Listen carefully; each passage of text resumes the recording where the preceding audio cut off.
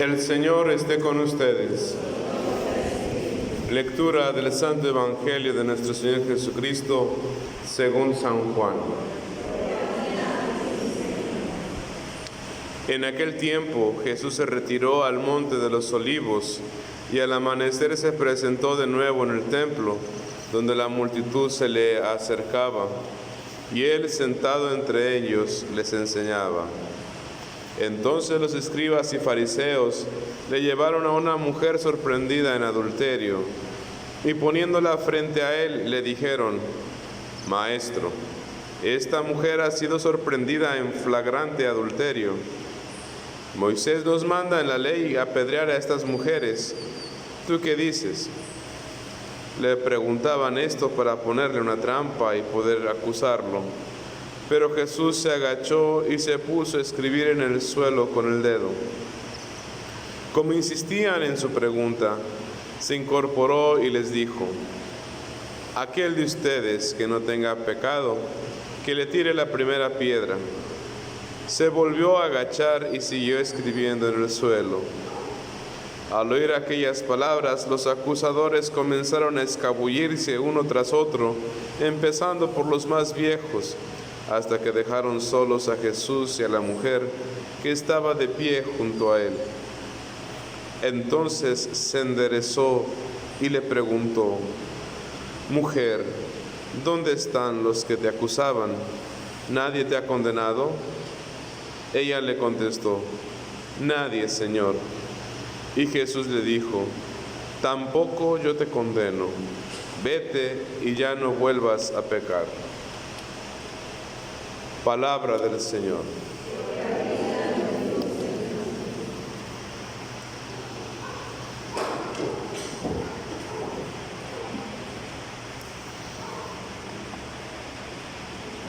Siempre un texto nos dice más por lo que calla que por lo que dice. Cuánto dolor y cuánto amor hay detrás de esta escena de misericordia. Amor y dolor. Cuando existe amor, el dolor es llevadero. Pero no necesariamente cuando existe el dolor, necesariamente exista amor. Nos encontramos en que este es uno de los pasajes un poquito más famosos del Evangelio. Inclusive en nuestro hablar cotidiano hemos acuñado la frase: el que esté libre de pecado, que tire la primera piedra, como un modo de atrincherarnos, de protegernos a través de las culpas de los demás. Es fácil decir: sí, soy pecador, como todos. Es fácil decir: sí, todos somos pecadores, y justamente por el hecho de que todos seamos pecadores, prejustificar nuestros pecados. Dice una voz popular aquí en México: mal de muchos, consuelo de tontos. Nosotros no obtenemos la justificación de nuestros pecados porque los demás también sean pecadores al igual que nosotros. Ese no es el argumento con el cual Jesús defiende a esta mujer. Debemos comprender muchas situaciones que están ocultas en el texto. Para empezar, debemos tener en claro que esta mujer, aunque la descubrieron en adulterio, solamente era un pretexto para tenderle una trampa al Señor Jesús. No es que en sí mismo los escribas y los fariseos querían hacer una jurisprudencia de la ley de Moisés. No es que nuestro Señor Jesucristo haya sido catalogado como un jurisconsulto de las leyes hebreas, y dicho sea de paso, de las leyes romanas también. Para empezar, fíjense cómo el corazón humano puede caer en la tentación de querer hacer justicia fundamentándose en una injusticia. Empecemos con esto.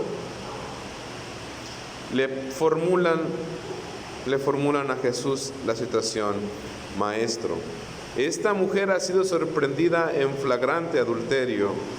Moisés nos manda en la ley apedrear a estas mujeres. ¿Tú qué dices? Para empezar, podemos decir, ¿por qué nada más trajeron a la mujer? Para cometer el pecado de adulterio, eso no es un pecado que uno lo pueda hacer de modo solitario. Decimos en México, tanto peca el que mata la vaca como el que estira la pata. ¿Dónde está la otra parte? ¿Dónde está la otra parte adúltera? ¿Dónde está aquel adúltero? O aquella adúltera, no sabemos. ¿Dónde está? ¿O acaso solamente la misericordia y el juicio de Dios van a descender sobre esta adúltera?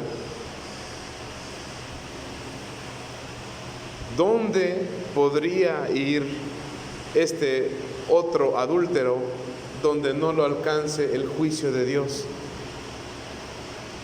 ¿Dónde? ¿Dónde se puede esconder este otro adúltero? Porque esta mujer no pudo esconderse, porque esta mujer la capturaron, y la otra parte adúltera quizá estaba en medio de la multitud también acusando. Y esto es lo que nosotros también debemos tener muy en cuenta. Nadie, absolutamente nadie, puede evadir el juicio de Dios. Podrán escaparse de la justicia de los hombres, pero nadie puede evadir la justicia divina. Esta mujer ha sido sorprendida en flagrante adulterio. Ese es el delito, la materia del delito, el adulterio. Pero en sí mismo, ¿qué es el adulterio? Cuando una bebida es adulterada, significa que la han pervertido, es decir, que no tiene la naturaleza que debería de tener. Que el adulterio no es una cosa más que la simulación de la naturaleza de las cosas. Eso es el adulterio. Cuando nosotros vamos al supermercado y queremos comprar algún queso y lo vemos a un bajo precio, entonces nos damos cuenta que eso que prometen ser queso no es queso, sino es imitación de queso. Vamos, imitación de margarina, imitación de... Cuando nosotros vamos al súper nos damos cuenta de todo este modo adulterado de nuestra propia realidad.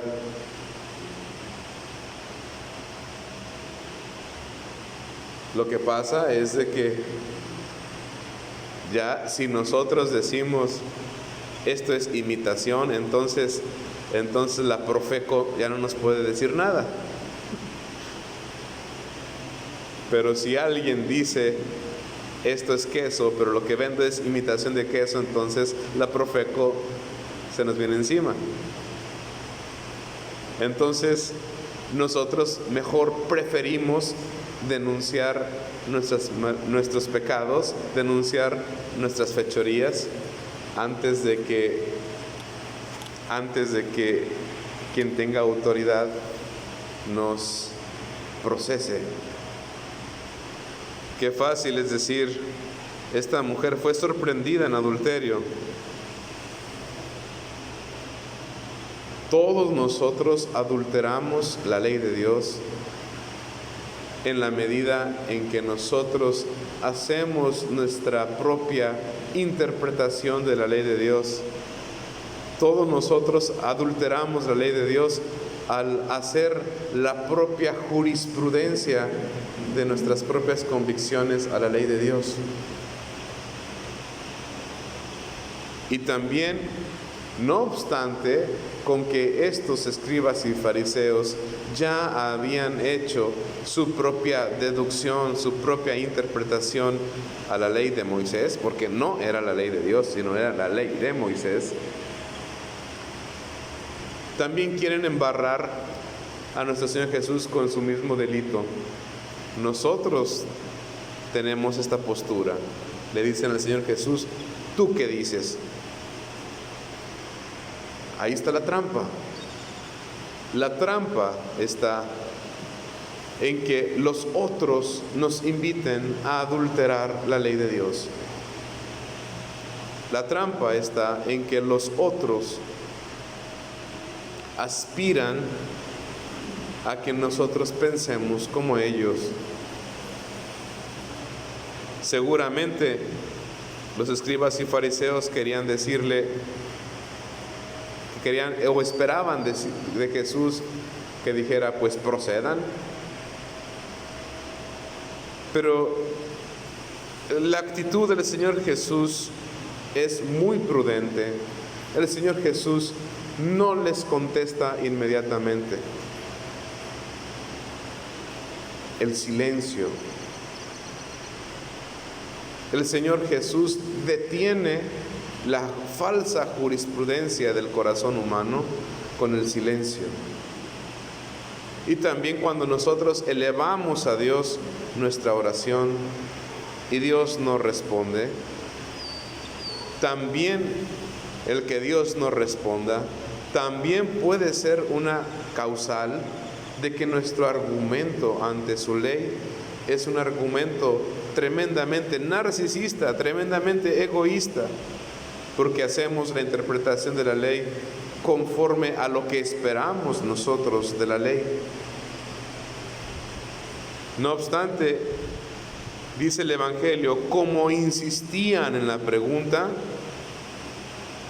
entonces, previamente habiendo escrito alguna cosa en el suelo, el Señor Jesús les dice, aquel que ustedes que no tenga pecado, que tire la primera piedra.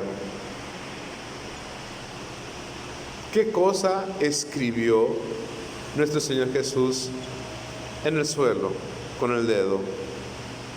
Esto es un misterio, pero lo que sí sabemos es que lo que escribió tuvo que haber sido algo referencial que haya hecho que cada uno de los presentes tuviera que hacer un acto de conciencia. Yo les aseguro que esta mujer adúltera también pudo leer lo que el Señor Jesús escribió. Y nosotros no sabemos en qué momento, pero esta mujer presuntamente adúltera definitivamente se arrepintió de sus pecados. Y si se arrepiente de sus pecados, es porque en su corazón aún tenía abundante amor. ¿Cómo podemos asegurar que esta mujer adúltera, presuntamente adúltera, tenía mucho amor en su corazón? porque el Señor Jesús en otro pasaje del Evangelio lo deja bien esclarecido. Quien mucho ama, mucho se le perdona. Entonces, si la mujer adúltera, presuntamente adúltera, fue perdonada, es porque enteramente también mucho amaba.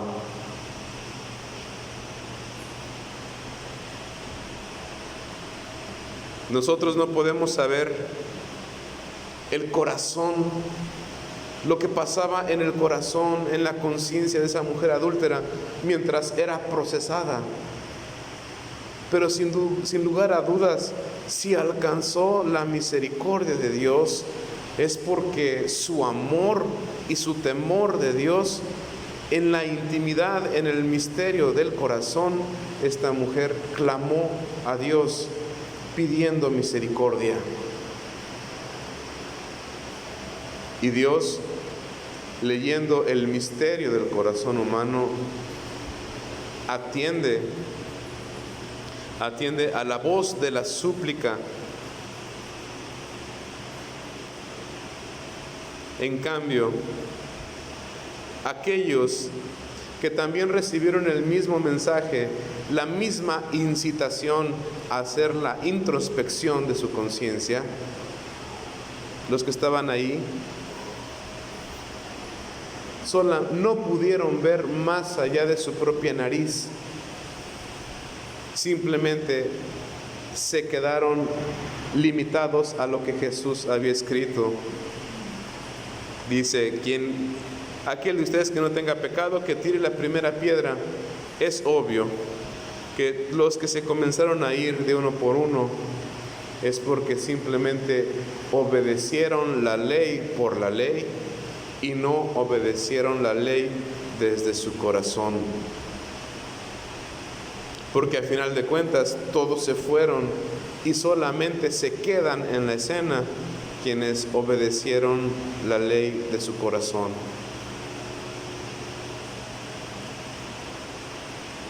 El tribunal de Cristo no es otra cosa más que estar a solas con Cristo, no teniendo mayor defensa que lo que brote de nuestro corazón.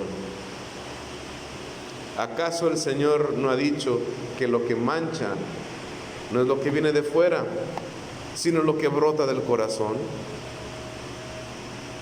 Entonces, eso quiere decir que ante el tribunal de Cristo no tenemos otra defensa más que lo que brote del corazón.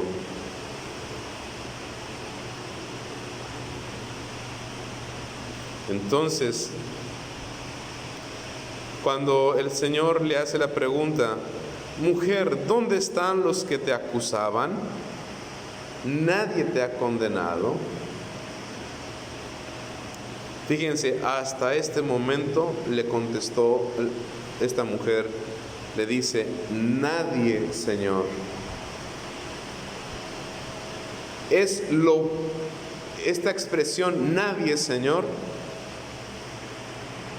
es el primer fruto verbal de lo que en su corazón ya había alcanzado esta mujer adúltera.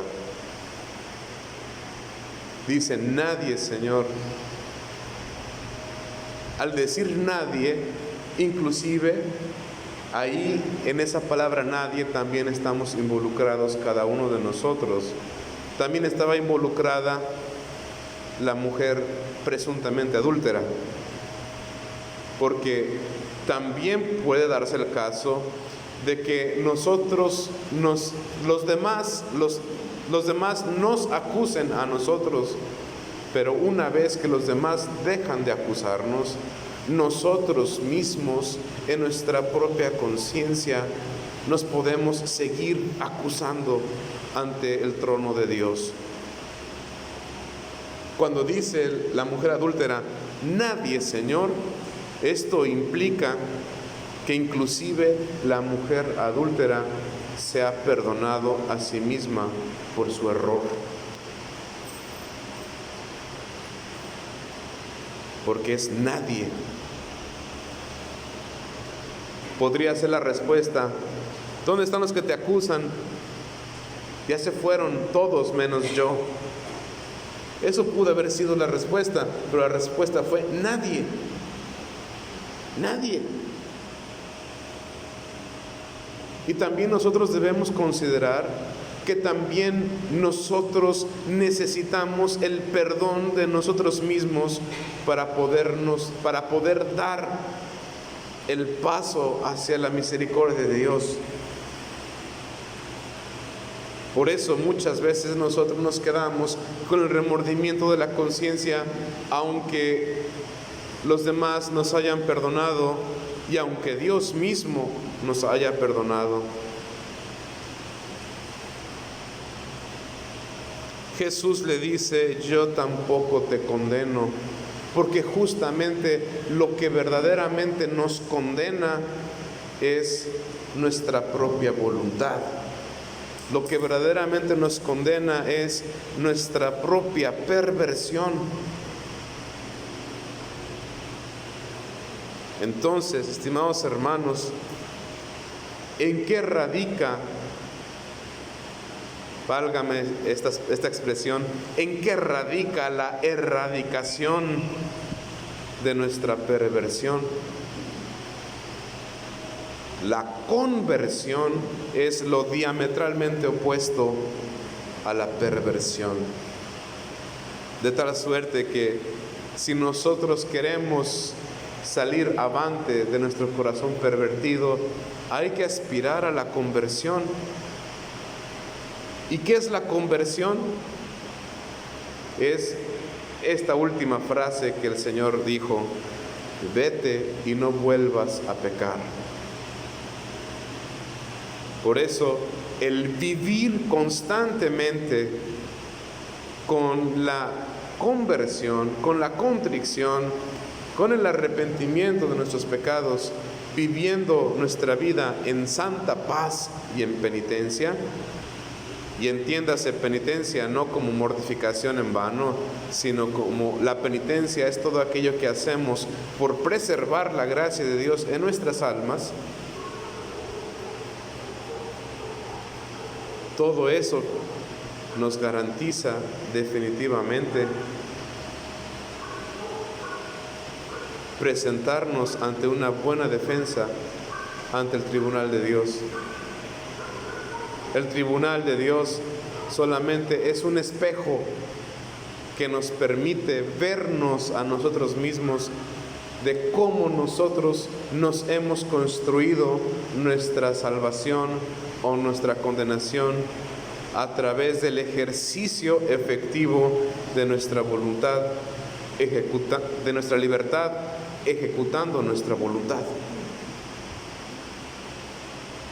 Entonces, hermanos, alcancemos la misericordia de Dios, buscando en cada día observarnos a nosotros mismos desde nuestro corazón, porque del juicio de los demás, de eso se encargará otro. En el nombre del Padre, y del Hijo, y del Espíritu Santo.